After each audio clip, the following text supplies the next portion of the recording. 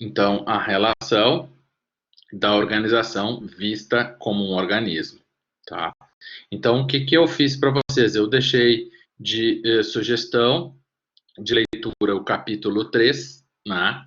Então, só para a gente dar mais uma retomada aqui. Então, a organização vista como máquina, como organismo, como cérebro, como cultura. Então, ela é uma forma como Morgan usa as metáforas para classificar as organizações, né? Mas, por outro lado, se vocês acompanharam um pouco, deixa eu ver se está aqui. Então, o Morgan classifica as organizações desse formato. E se vocês assistiram os vídeos anteriores, né, que eu coloquei para vocês, os vídeos extras, então a gente tem a teoria da administração científica, que é a teoria do Taylor, né, que ele propôs, então, a administração científica. Depois a gente tem a teoria da administração clássica, que ela foi proposta pelo Fayol, né? E aí depois a gente tem a teoria da burocracia. Quando a gente fala de teoria, a gente também pode entender como escolas, né? Então, a escola da administração científica, a escola da administração clássica e a escola da burocracia.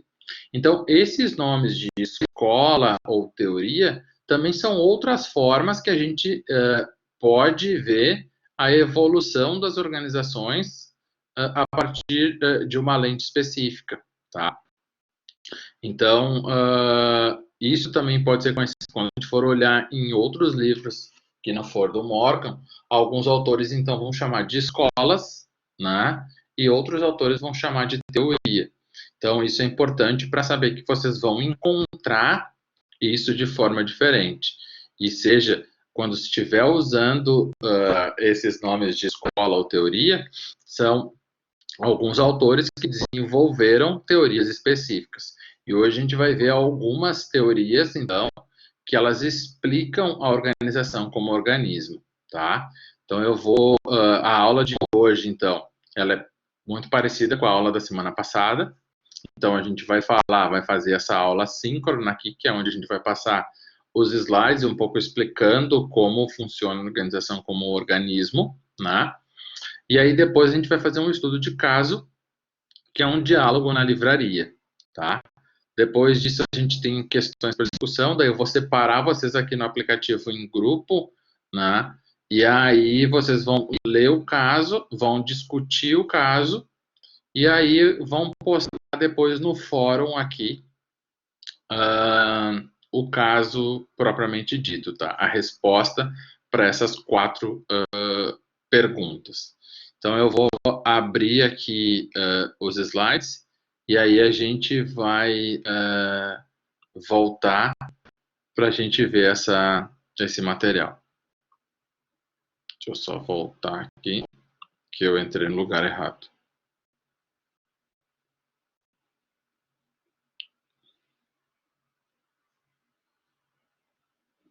Vamos lá, organização como organismo. Aqui.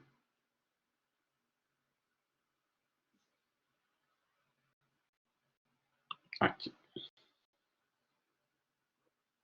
Só vou abrir aqui um pouquinho mais. E agora eu vou trocar aqui. Compartilhar a tela. Vamos lá. Aqui. Organização como organismo. Beleza? Então, retomando sempre, essa aula é desenvolvida pela professora Ana Clarissa, pela professora Mayra e por mim, tá? Então, vamos falar da organização como organismo. Então, a professora Ana Clarissa Santos, ela desenvolveu um artigo científico, depois eu vou colocar esse artigo disponível para vocês aqui, tá? Por que as organizações são tão diferentes? E aí, esse quadro ele pode explicar um pouquinho essa ideia, né? Então, partindo do princípio da organização como organismo, a professora Ana Clarissa ela propõe o seguinte, que toda empresa ela tem uma fundação, ou seja, ela tem um propósito de existir, e aí, com base nesse propósito, a empresa necessita de determinados recursos, né?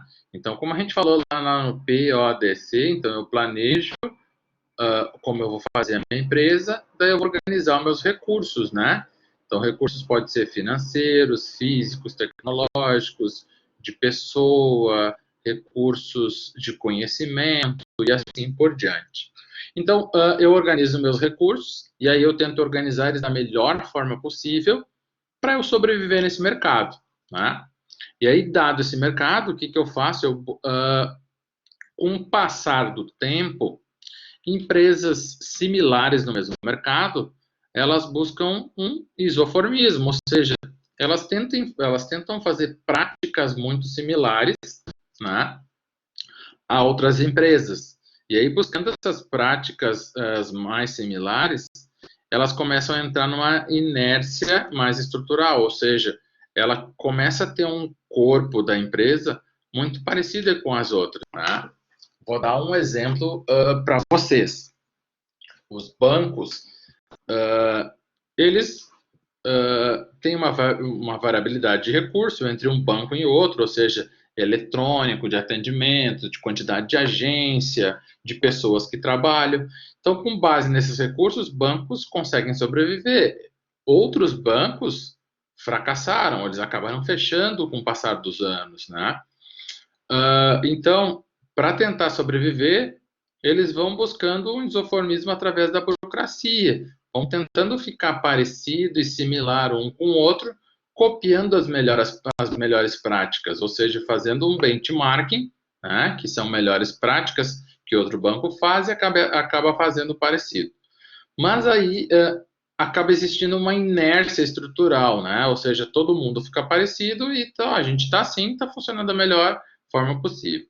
Só que, por outro lado, pode acontecer no macroambiente ou no microambiente uma mudança revolucionária no ambiente. Então, a gente pode citar aqui o caso das fintechs, que são as empresas financeiras de base tecnológica. Vamos dar um exemplo do Nubank, né? Então, o Nubank entra no mercado e ele dá um boom no mercado, ou seja, os bancos que fazem parte desse mercado, eles têm que começar a utilizar novos recursos, tá? Então, os bancos ou as fintechs que não souberem utilizar de melhor forma esses recursos, eles vão chegar ao fracasso. Outros vão sobreviver e, com o passar do tempo, eles vão tentar encontrar esse isoformismo, que é o que a gente está vendo agora, né? Ou seja, se a gente olhar antes do Nubank, a gente não conseguia ter acesso detalhado em real time do cartão de crédito, né? Hoje, todos os bancos oferecem essa informação na ponta do dedo, no celular, e você pode passar o seu cartão de crédito ali, você consegue saber em cada estabelecimento quanto você comprou e que formato comprou, né? Aqui a gente pode ver também um exemplo muito similar ao que a gente está ocorrendo agora, que é a mudança essa revolucionária, é o caso do coronavírus. Então, se a gente observar, diversos restaurantes tiveram que fechar, né? Ou lojas do comércio. Algumas não vão saber utilizar os recursos que elas têm e aí vão fracassar, provavelmente vão falir e fechar. Outras empresas vão saber utilizar melhor os recursos e vão sobreviver, como, por exemplo, as empresas que optaram em fazer delivery, né? Então, restaurantes que até então não utilizavam delivery começaram a utilizar esse recurso que está disponível para sobreviver. E aí, a partir disso, eles podem começar a utilizar a prática do delivery como uma forma de criar essa burocracia, ou esse processo, burocracia, eu vou dizer, nesse processo na organização de agora passar e ter essa relação. Tá?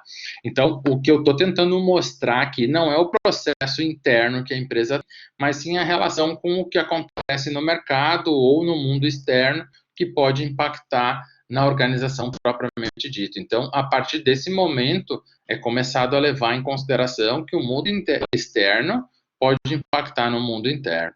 Né? Então, para a gente tentar entender essa teoria aqui, a gente parte muito da teoria da organização vista como organismo, existe um biólogo chamado Bertalanffy, né? E o Bertalanffy foi um cara muito importante para apresentar a organização como um organismo, né? Então, ele era um biólogo, ele criou a teoria dos sistemas, e aí ele disse que tudo faz parte de um sistema, ou seja, comparando a organização com a teoria das organizações com a biologia, que é o que ele tentou fazer analogia, né? A célula de um corpo, ela compara-se a um indivíduo dentro da organização. O órgão, né? Ele é um grupo de indivíduos, né? Ou é um grupo de células. O organismo é a organização, ou seja, um grupo de vários órgãos ou de vários departamentos, poderiam ser de vários grupos, né? Espécie, né, na biologia, seria um conjunto de organizações da mesma indústria, como o comércio, indústria metalmecânica, indústria de serviço, terceiro setor e assim por diante. E ecologia seria a ecologia social aqui, ou seja, as pessoas que fazem parte de todo esse sistema organizacional. Agora vamos tentar comparar como é a organização vista como máquina e a organização vista como organismo. Então, a organização vista como máquina, ela vai focar sempre nos objetivos. Eu preciso produzir mais carros em menor tempo. É o que o Ford conseguiu fazer, né? De 12 horas, ele reduziu o tempo para 1h30 a produção de um veículo. Já na organização como organismo, o objetivo da organização é sobreviver. Ela quer se manter viva pelo maior tempo possível. E aí, o organismo faz qualquer coisa para se manter vivo, né? A máquina está preocupada com as estruturas internas, de como ela vai operar da melhor forma. O organismo ele quer uma relação entre as organizações e o ambiente, ou seja, eu tenho que, aqui nessa relação do organismo, entra muito a teoria do Darwin, né? O que sobrevive não é o mais forte, e sim aquele que se adapta melhor ao ambiente, né? Então, na teoria das máquinas, a preocupação é na eficiência, como eu vou melhorar os processos de fabricação. Já no organismo, o foco vai estar na eficácia. Não importa o meio, eu tenho que sobreviver. Né? Então, se a gente pensar no coronavírus agora, a gente vai pensar o seguinte, não importa como a gente vai passar por essa crise. O que importa é que a gente passe, né? Não vou ganhar dinheiro, não estou acumulando recursos, estou gastando mais do que eu previa, não tem problema. O objetivo é passar vivo por essa etapa. Nem que eu fique guardado 3 meses dentro de casa, né? Hibernando, propriamente dito. Na máquina, então, a preocupação vai ser com a engenharia da organização, como é que eu ajusto os processos da melhor forma possível, né? Já no organismo, a preocupação é com a biologia da organização, ou seja, o ecossistema da organização ele vai ter que estar ajustado para se eu tiver algum problema, aí a gente consegue sobreviver, né? Rapidamente eu consigo fazer essa sobrevivência.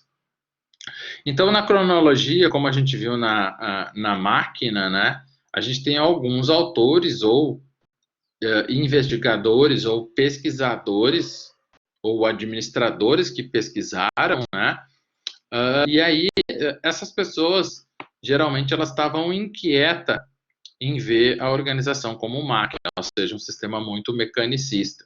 E aí a gente tem algumas pessoas que são importantes nesse processo, né? Então a gente tem o Elton Mayo, que na década de 30 lá, ele começou a fazer o estudo da fadiga. O Maslow, que propõe a hierarquia das necessidades. A Woodward, que é uma das pesquisadoras mais importantes na teoria contingencial, que aí eu vou explicar para vocês um pouco mais no final o que é a teoria contingencial, né? Segundo a Woodward, a teoria contingencial, na visão dela, é que a gente deve usar a teoria que for mais importante para a organização naquele momento, né? Não existe uma teoria que explique o fenômeno, mas sim um conjunto delas, né?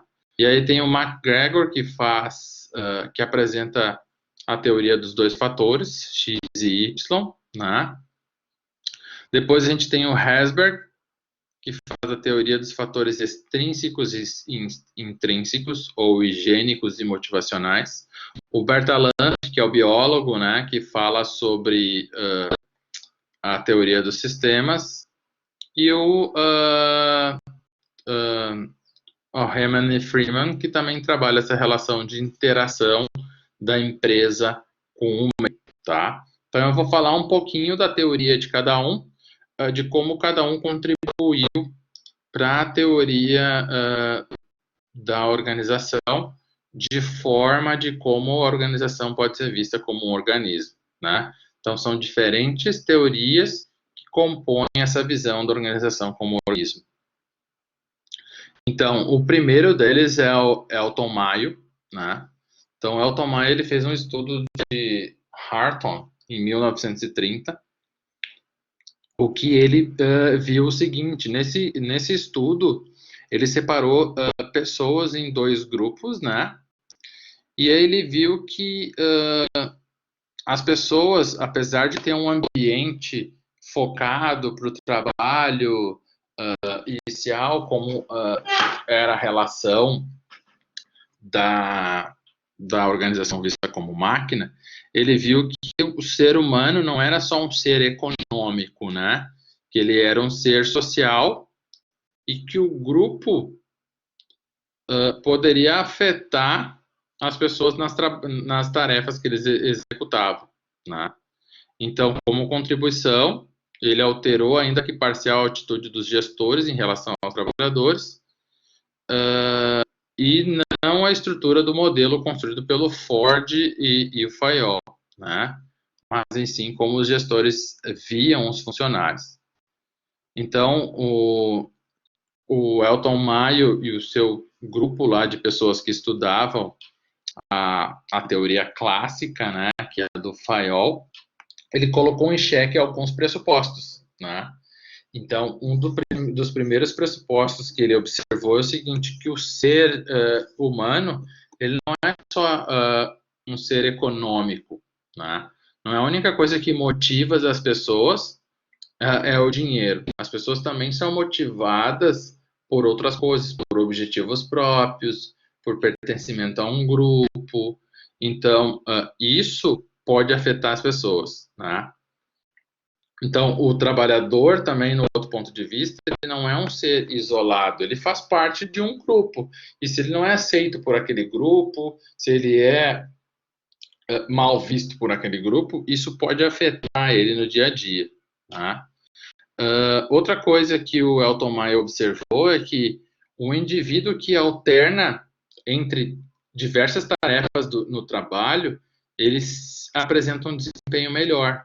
Então ele disse o seguinte, ó, o cara que fica ali, a gente viu na aula passada vídeo do Charlie Chaplin lá trabalhando numa máquina, né? Então ele ficava apertando o parafuso o tempo todo.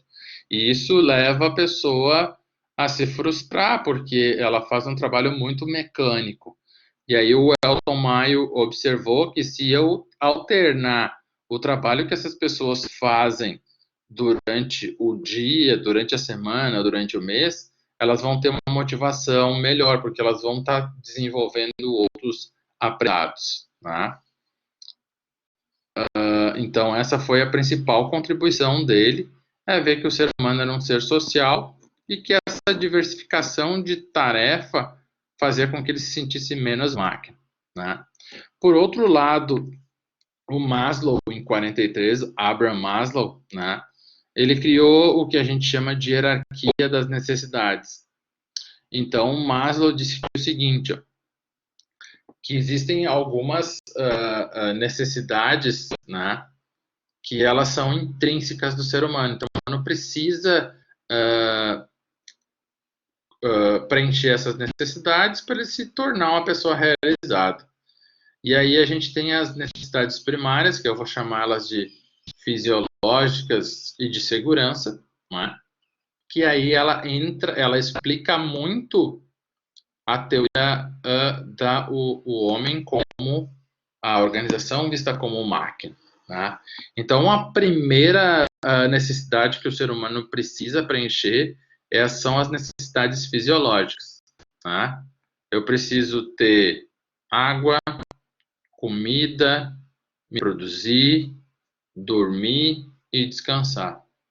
Ou seja, essa necessidade ela acaba sendo muito intrínseca no ser humano e ela acaba vindo antes da razão, né? Porque algumas pessoas que não têm dinheiro para alimentar ou para dar comida para o seu filho acabam cometendo crimes, né? Mesmo racionalmente o crime sendo uma coisa não boa, as pessoas cometem isso porque essa necessidade fisiológica deve ser preenchida, né? Ninguém vive fome ou com sede, né? Então, essa necessidade, ela está intrínseca no ser humano. Então, ela é uma necessidade primária para isso, né? Assim como a de segurança, que depois de preenchida essa de alimentação, água, reprodução, descanso, vai para a de segurança. Ou seja, as pessoas precisam ter um conforto, um lugar para dormir, um lugar onde é que elas se sentam seguro. Por exemplo, as pessoas que hoje têm uma receita ou um dinheiro guardado no banco, elas não estão preocupadas com isolamento social. Já as outras pessoas que são mais vulneráveis, que são empreendedores ou que trabalham no mercado mais informal, né? Não seja não legal, mas que não tenham registrado em carteira de trabalho, elas estão muito mais vulneráveis aí. Então, essa necessidade de segurança para elas, daqui a pouco está acabando, porque muitas não têm uma poupança, não têm um investimento. Então, elas podem ter a sua necessidade primária invadida, né, que é a de segurança. Então, essas duas de baixo, elas acabam explicando um pouco o homem que trabalha numa organização vista como máquina, porque a organização vista como máquina leva em consideração isso, né? O cara precisa de dinheiro, quanto ele mais trabalhar, mais grana ele tem. Então, a partir da organização como visto o indivíduo como um ser social, vem a terceira, né, necessidade, que a gente pode chamar, alguns autores vão chamar necessidade de amor, os outros vão chamar de socialização, né? Então, eu posso trabalhar, né? Eu posso estar na faculdade, eu posso estar na escola, eu posso estar na academia ou no clube, mas eu preciso estar no meio de um grupo onde eu seja aceito, que não exista o bullying, né? Porque o bullying ele não cobre essa necessidade nossa de amor. As pessoas vão estar nos discriminando de uma certa forma. Então eu preciso ter amizade com os colegas, eu preciso ter uma relação com os outros harmoniosa e tal. Então quando eu estou numa organização que eu me sinto desse formato, ou em qualquer outro grupo, eu já tenho uma outra necessidade que ela está preenchida, que é essa necessidade de filiação, ou de associação, ou de pertencimento, a gente pode chamar, ou de amor, né? Depois disso, eu estou bem aceito naquele grupo e tal, eu tenho, isso é intrínseco do ser humano, tá? Eu tenho o que chama de necessidade de reconhecimento.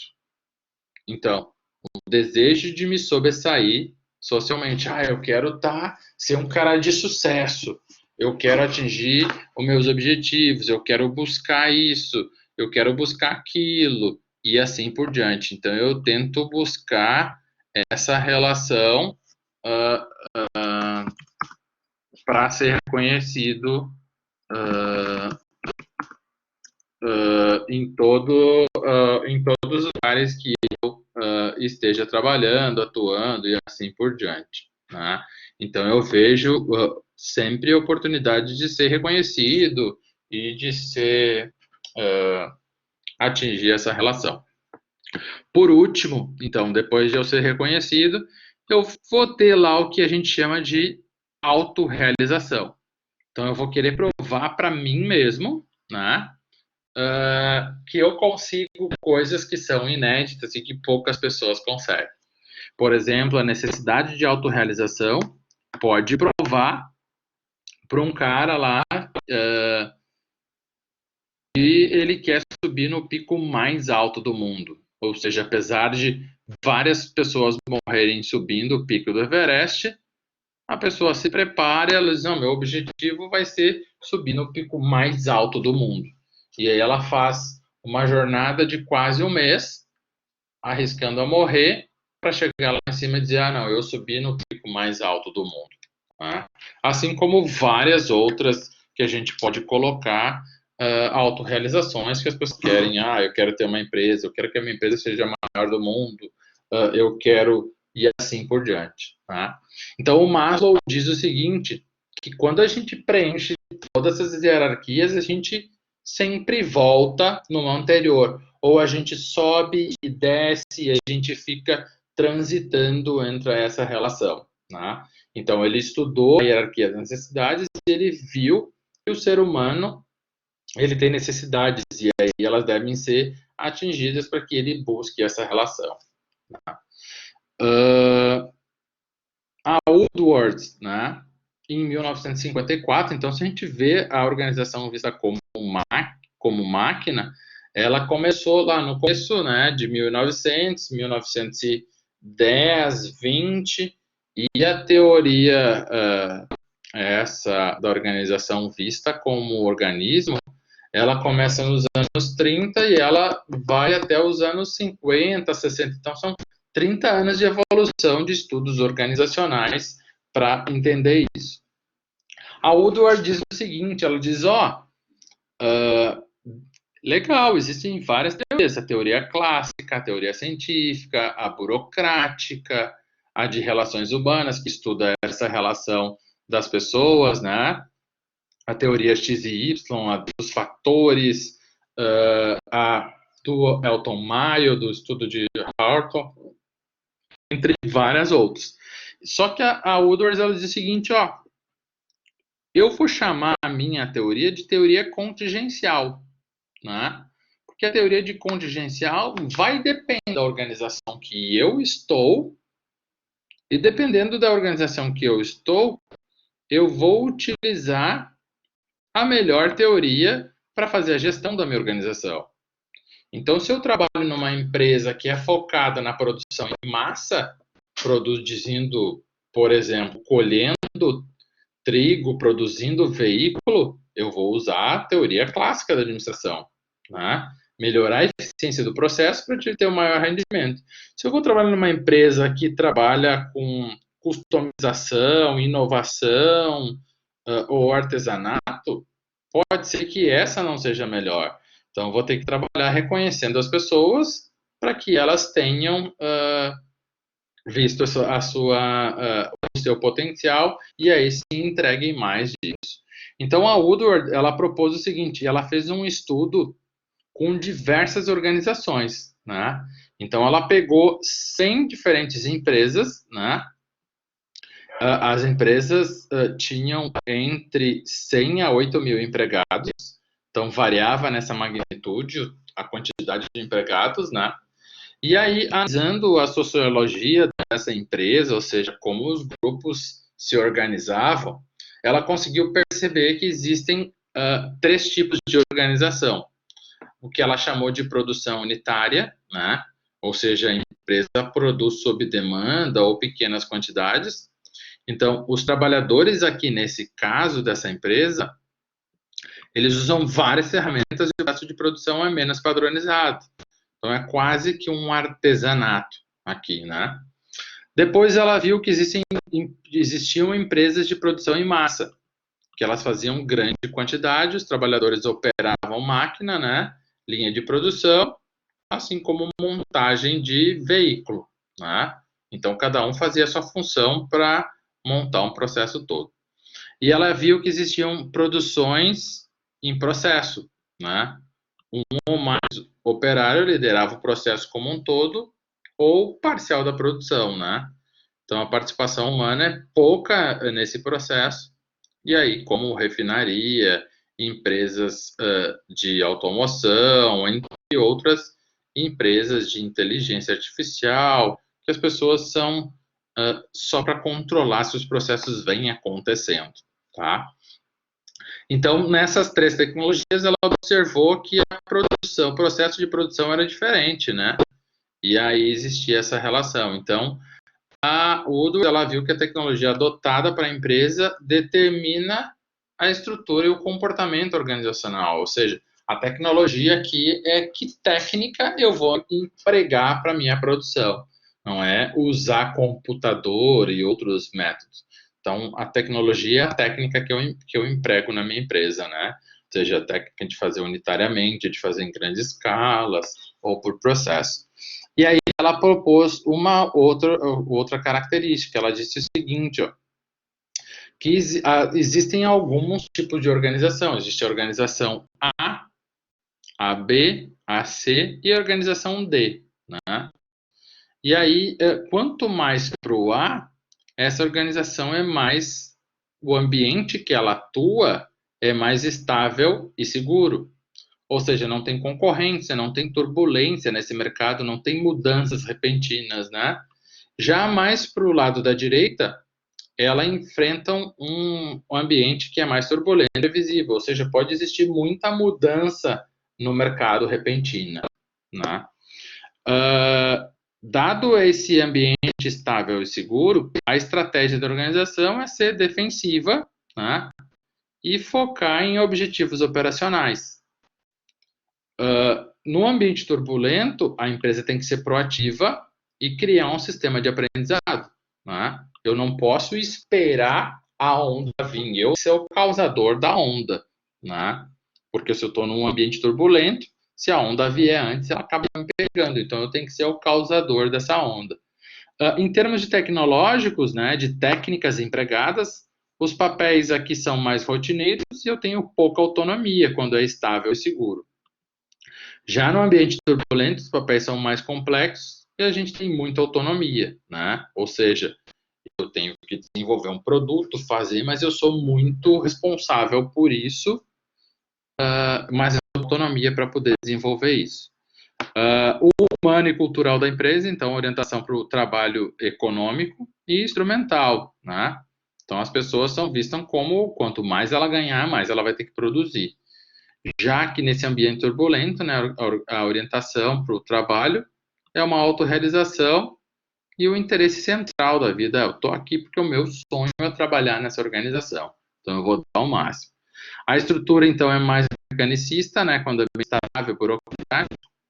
Aqui é mais orgânico, eu vou estar focado nessa relação de buscar essa sobrevivência, a eficácia. E aí, a gerência ela é mais autoritária, né?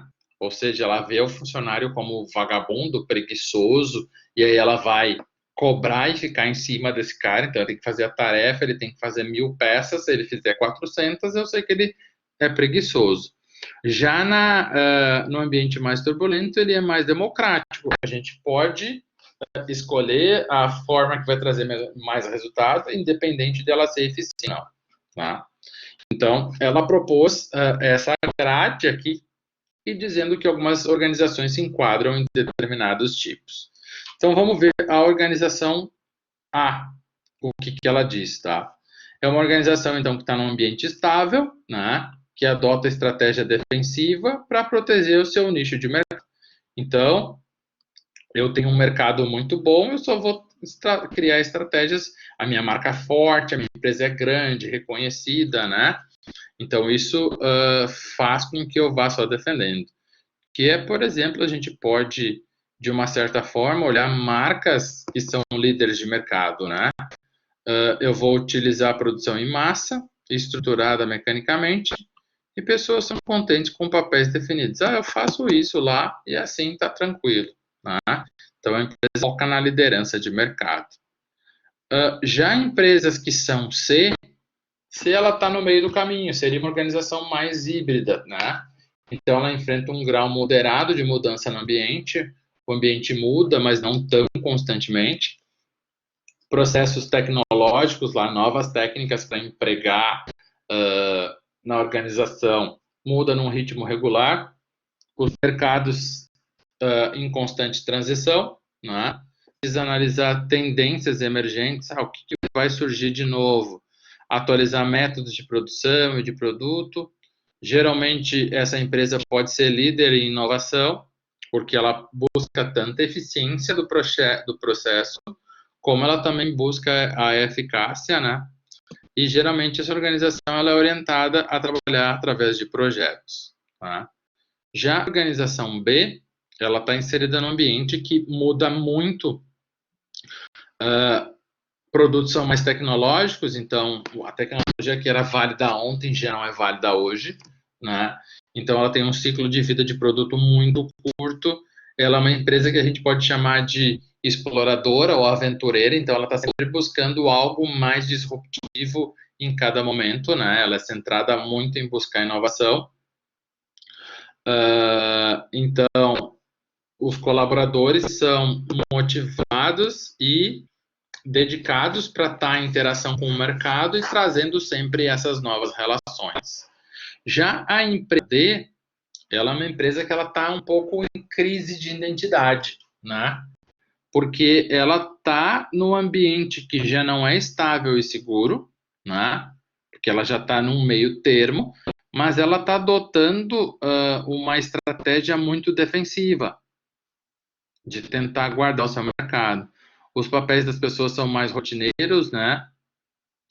Ela tenta procurar lá um funcionário que seja mais orientado para si mesmo, mas por outro lado a empresa é muito burocrática, então isso faz com que o funcionário fique um pouco frustrado, né? E aí sinta que a empresa é um pouco ineficiente. E mesmo assim, apesar de ter funcionários que são mais liberais que tu contrata, o teu chefe cobra muito essas pessoas. Então, essas pessoas se sentem desconfortáveis nessa organização. Então, isso que ela propôs, que as organizações são diferentes e aí elas têm que se adequar. Para cada mercado, eu tenho que usar um modelo de explicar essa relação. Né? O McGregor, então, em 57, quase que nos anos 60, final dos anos 50, ele propôs duas teorias. A teoria X, que seria a teoria mais autoritarista, né? E a teoria Y, onde ela é mais humanista. Então, na teoria X, a teoria X vê que as pessoas, o objetivo de cada pessoa é a segurança individual. Eu quero ter o meu salário, a minha grana e depender do meu trabalho, né? As pessoas, então, são motivadas pelo emprego que elas têm e pela remuneração que elas ganham, tá? Então, eu preciso ganhar esse salário, porque é isso que eu vou sobreviver. E o instrumento do empresário lá é a disciplina e prêmios materiais. O cara produziu bem, deu resultado, ele ganha uma grana. Se ele não produziu, ele não é reconhecido. Tá? Então, a teoria X vê as pessoas como preguiçosas e que elas não gostam de responsabilidade. Já a teoria Y, a teoria Y assume que as pessoas não são preguiçosas e que elas gostam de ter responsabilidades. Tá? Então, o objetivo da pessoa é realização pessoal e profissional. Eu estou aqui porque o meu sonho é fazer isso, eu gosto disso. Né? A motivação, então, para produzir. Então, ela quer participar do processo como um todo, né? Não só quer o emprego e o dinheiro. E o empresário, o instrumento que ele utiliza aqui, não é disciplina, tem que fazer isso, entra nesse horário, baixa o cartão, sai, faz aquilo, que é a teoria XV, mas aqui é o treinamento, ou seja, o colaborador tem que estar muito capacitado para poder assumir qualquer posição a qualquer momento. Então, investir no treinamento faz com que eu qualifique a minha mão de obra. Né? Já o Herzberg, então ele cria a teoria dos fatores higiênicos e motivadores, ou dos fatores extrínsecos e intrínsecos, ou dos fatores externos ou fatores internos, tá? Por que eu digo isso para vocês? Porque se eu for ler livros diferentes, podem ser tratados de formatos diferentes, tá? Então, eu falo dessas 2 ou 3 formas diferentes para a gente saber que existem outras formas, outros nomes para as mesmas coisas, tá? Assim como umas pessoas me chamam de classe, outros de professor, outros de Araújo, e assim por diante, né? Me chamam de pai, de irmão, de filho, é a mesma pessoa, né? Mesmo objeto, chamado de formas diferentes, né? Então, a teoria dos fatores higiênicos, né? Mais voltados, então, à manutenção, vamos pensar assim, são os fatores que dizem respeito ao ambiente de trabalho, né? Então, o Herzberg disse o seguinte, que as pessoas, elas podem estar satisfeitas ou insatisfeitas, ou não satisfeitas, né, com essa relação. Então, ela diz que a diretriz e a administração da empresa, eu posso ter fatores satisfatórios ou não satisfatórios. A qualidade da supervisão, eu posso dizer, pô, meu chefe é chato, eu não sou satisfeito com ele. E eu posso ser, não, meu chefe é de boa, né? A relação com meus colegas, as condições de trabalho que são me oferecidas, o salário que eu recebo, né?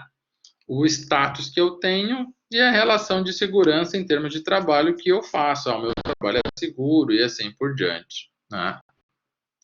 Já os fatores motivacionais, eles são intrínsecos do ser humano, né?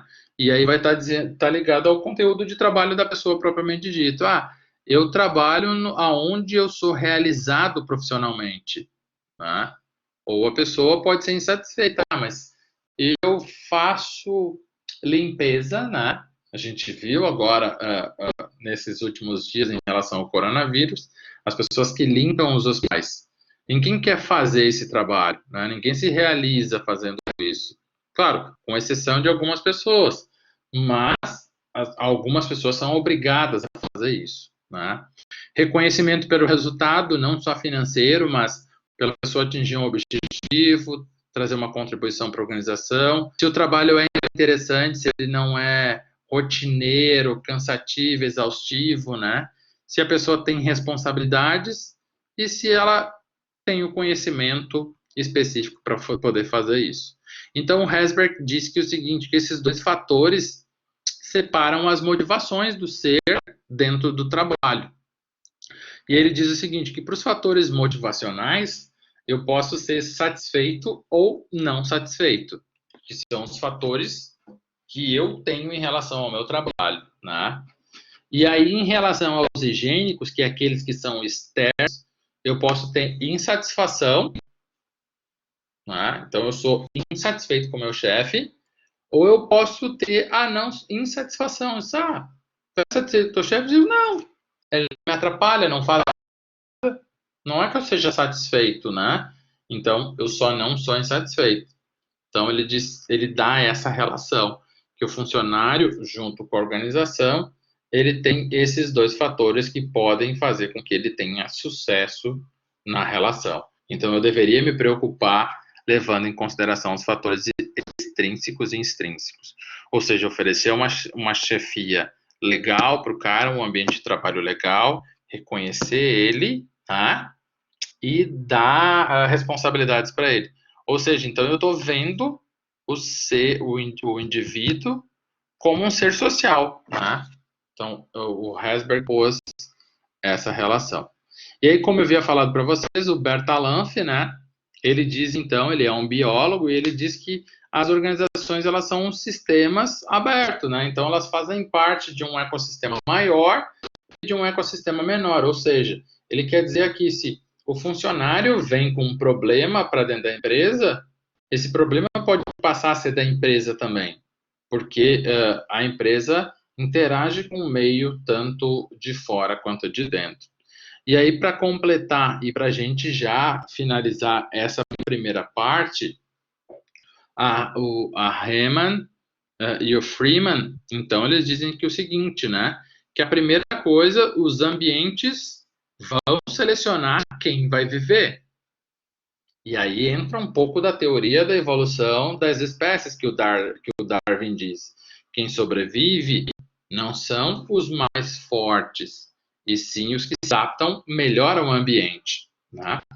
E aí o Hamann e o Freeman eles colocam uma seguinte contribuição para o trabalho do Bertalanffy. Eles dizem que o futuro é compartilhado, né? E a colaboração muitas vezes é tão comum como a competição. Alguns autores chamam isso também de coopetição, ou seja, eu coopero para competir, né? Então, cooperar seria eu vou me juntar com outras empresas para eu poder competir no mercado. Vou dar um exemplo para vocês. A gente tem a Rede Zafari, que é um grupo fechado, uma organização que tem alguns proprietários, né? E a gente tem a Rede Unimax. Então, a Rede Unimax é um conjunto de donos, cada um é dono da sua unidade, e aí eles se juntam para fortalecer, eles criam uma rede de cooperação. Assim como a gente tem a H-Pharma, entre outras empresas que criam redes associadas de farmácia, que elas se juntam pequenos empresários para criar um grupo mais forte e aí sim sobreviver às turbulências do macroambiente ou do microambiente, né? Então essa é a explicação do Hamann e do Freeman. Que eu queria agora mostrar ou trabalhar com vocês aqui. Então, a ideia agora é a gente fazer o seguinte. Deixa eu compartilhar aqui de novo outra tela, tá? Vamos voltar no Blackboard, lá no Moodle. Então, a gente voltando aqui no Moodle, agora o objetivo é o seguinte. Deixa eu voltar aqui. Então, agora eu volto aqui, né? Então, deixa eu voltar lá para a aula que a gente está trabalhando hoje. Então, será que... Deixa eu ver aqui. Vamos lá.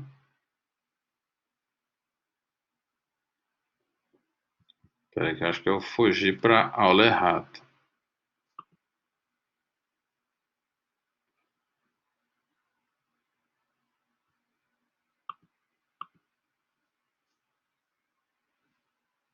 Então, voltando lá. Então, a gente entrou aqui na aula 3. Agora, a ideia é o seguinte, que a gente comece agora 9h15, né? Então, 9h05. Então, daqui a pouquinho é 9h30, né? Então, a gente vai ter 20 minutos, né? Para ler esse texto, que é o estudo de caso, diálogo na livraria. Eu vou abrir ele aqui para vocês olharem, tá? Então, o estudo de caso na livraria, ele é o seguinte. Deixa eu voltar lá para compartilhar com vocês aqui.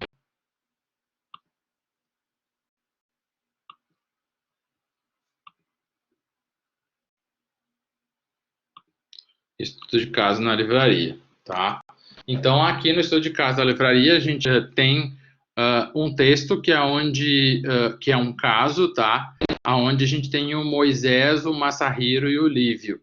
Esses três, eles foram colegas, se conheceram na faculdade, né?